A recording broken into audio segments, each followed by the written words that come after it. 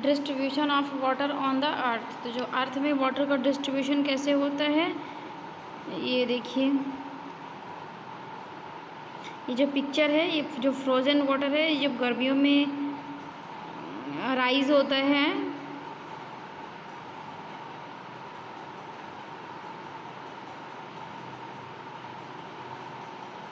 तो ये वेपर बन के कहाँ जाता है, क्लाउड के पास जाता है। और ओशियन का वाटर भी क्लाउड के वाटर के पास जाता है। ओके, ये फ्रेश वाटर रहता है। देन जब बारिश होती है तो ये ग्राउंड वाटर पे आता है। ओके, जो वाटर है वो 3 फॉर्म में पाया जाता है, वेपर फॉर्म में, लिक्विड फॉर्म में एंड आइस फॉर्म में भी। ओके, अर्थ इज़, जहाँ अर्थ में वाटर होता है किसमें, लिक्विड फॉर्म में होता है। The left side of war is a water on the earth in 97% in the ocean, जो ओशियन में वाटर है तो कितना है, 97% वाटर कहाँ है, ओशियन में है। ओके, और फ्रोजन 77% वाटर है और 22 ग्राउंड वाटर है और 1% वाटर कहाँ, लेक में और जो बोरवेल होती हैं उस पे होता है। तो ये वाटर का परसेंटेज लिखा हुआ है और ये 3% फ्रेश वाटर है। इसलिए वाटर को हमें मोस्टली ध्यान से यूज़ करना चाहिए और उसको बहुत मिसयूज़ नहीं करना चाहिए। अब हम देखेंगे यूजेज ऑफ वाटर। तो जो वाटर का यूज़ है सबसे पहले कहाँ होता है, एग्रीकल्चर में होता है। क्योंकि जो भी फूड बनाया जाता है, जो भी प्लांट्स उगाए जाते हैं, उसको वाटर के लिए, वाटर को बहुत ज़्यादा ज़रूरत पड़ती है। यदि हम फूड नहीं बनाएंगे, फूड नहीं उगाएंगे तो हम क्या खाएंगे। इसलिए एग्रीकल्चर में फूड को बहुत ज़्यादा, एग्रीकल्चर में वाटर को बहुत ज़्यादा ज़रूरत पड़ती है।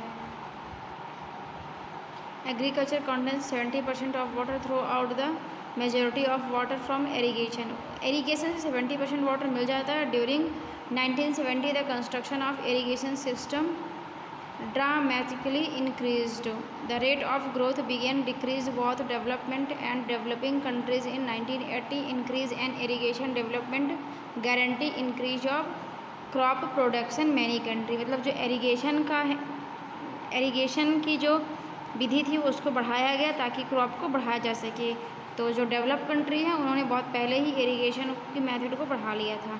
Irrigation allow the land and does not receive enough precipitation annually become the land can used productive irrigation।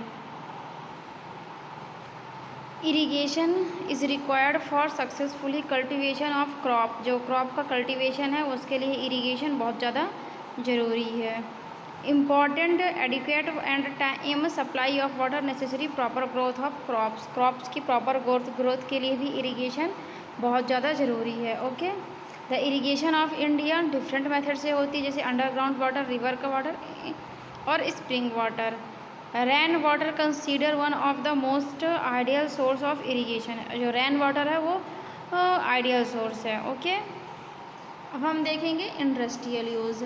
The industrial water use is a valuable resource of the nation industry such as the purpose of processing, cleaning, transportation. जो industrial में cleaning के लिए, transportation के लिए, dilution के लिए, cooling के लिए, मैन्युफैक्चर बनाने के लिए, बहुत वैरायटी ह्यूज पर्पज़ में वाटर का यूज़ होता है। Major water using industry include, इस जो ज़्यादा वाटर यूज़ करते हैं, जैसे केमिकल के लिए हो गया, केमिकल बनाने के लिए, पेट्रोलियम के लिए। Often reuse the same water over and over for more than one purpose. Okay,